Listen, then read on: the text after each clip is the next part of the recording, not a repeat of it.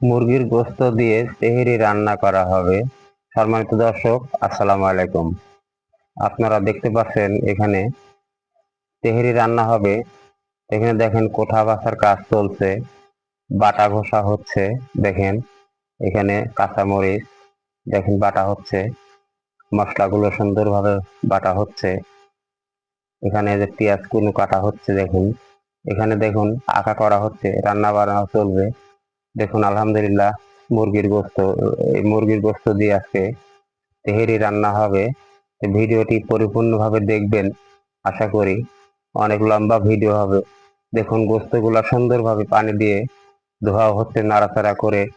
ধোয়ার পরে দেখেন গোশতগুলা শুকানো হচ্ছে যাতে পানি না থাকে। এদিকে দেখুন গোশতগুলাতে লেবু দেওয়া হচ্ছে, চিপে দেওয়া হচ্ছে। দেখেন আলহামদুলিল্লাহ, এদিন গোশতগুলায় লেবু চিপে দেওয়া হচ্ছে। এবার ঢাকনা দিয়ে ঢাকা হলো, গোশতগুলা যাতে সুন্দরভাবে লেবুটুক থাকে। এদিকে দেখা যাচ্ছে চুলার মধ্যে সসপ্যান বসানো হলো, এবারে তেল দেওয়া হচ্ছে, পেঁয়াজ কুচি দেওয়া হচ্ছে। গোশত রান্না হবে, তেহেরি রান্না করার জন্য গোশত রান্না হবে এই সসপ্যানে। দেখুন কাঁচামরিচ দেওয়া হলো, 2 মুঠো পরিমাণ মতন ঝাল দিবেন।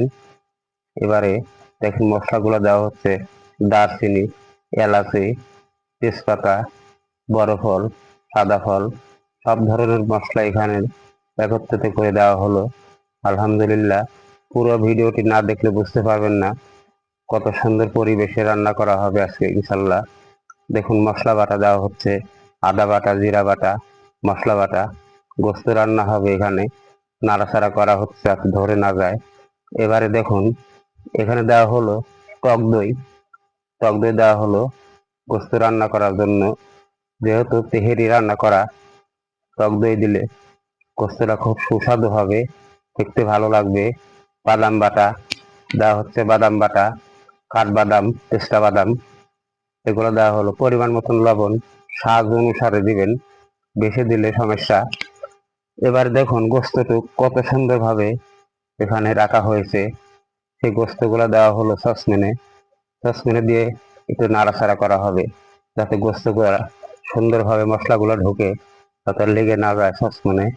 আলহামদুলিল্লাহ, দেখতে থাকুন। ভিডিওটি ভালো লাগলে অবশ্যই শেয়ার করে দিবেন। যারা ইউটিউব থেকে দেখছেন অবশ্যই সাবস্ক্রাইব করে দিবেন, যাতে সবাই দেখতে পারে এবং শিখতে পারে।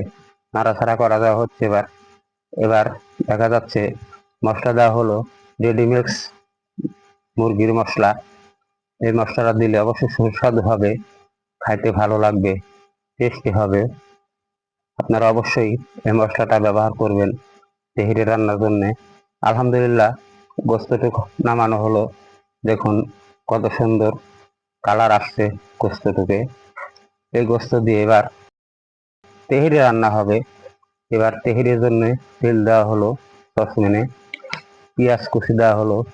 পেঁয়াজটা সুন্দরভাবে ভেজে নেবেন যাতে তেহেরিটা খুব সুস্বাদু আসে।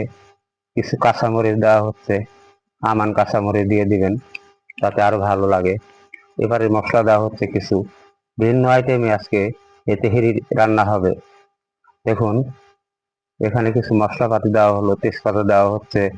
দেখুন আলহামদুলিল্লাহ, ভিন্ন আইটেমের রান্না হবে আজকে। আপনারা ভিডিওটি দেখবেন এবং বেশি বেশি শেয়ার করে দিবেন। এবারে একটু বাটা দেওয়া হলো, আদা বাটা, জিরা বাটা। এবার ফাইন করে দেখা যাচ্ছে চাউল দেওয়া হচ্ছে। চাউলটা সুন্দরভাবে নেড়ে চেড়ে আপনার দেখুন কত সুন্দরভাবে নাড়াচাড়া করা হচ্ছে। লবণ দেওয়া হলো, পরিমাণ মতন স্বাদ মতন লবণ দিয়ে দিবেন। চাউলটা ভাজা হয়ে গেছে। এবারে দেখুন পানি দেওয়া হচ্ছে, পানি দিয়ে সুন্দরভাবে নাড়াচাড়া করা হচ্ছে যাতে লেগে না যায়। আপনার পানির পরিমাণটা দেখে শুনে দিবেন যাতে বেশি না হয়। এবারে গোস্ত দেওয়া হচ্ছে, যেহেতু তেহেরি রান্না সে অনুসারে গোস্তটুক দেওয়া হলো, ভালো করে মিক্সার করা হচ্ছে। দেখুন আলহামদুলিল্লাহ, দেখুন কত সুন্দর কালার। এবার দেওয়া হচ্ছে তেহেরির একটু মশলা, মশলাটা দিলে খুব সুন্দর সুস্বাদু হবে। এবার একটু দুধ দেওয়া হলো, কিশমিশ দেওয়া হলো। দেখুন আলহামদুলিল্লাহ কত সুন্দর। শেষে একটু ঘি দিয়ে দিবেন, ঘিটা দিলে খাইতে খুব সুস্বাদু লাগবে। আলহামদুলিল্লাহ, দেখুন হয়ে গেছে। এবার সসপ্যানটা নামানো হলো। দেখুন পারফেক্ট একটি খাবারের মতন দেখা যাচ্ছে, খুব ঝরঝরে। দেখুন কত সুন্দর কালারটা আসছে, একদম ঝরঝরে পারফেক্ট একটি খাবার তৈরি হয়ে গেল। ধন্যবাদ।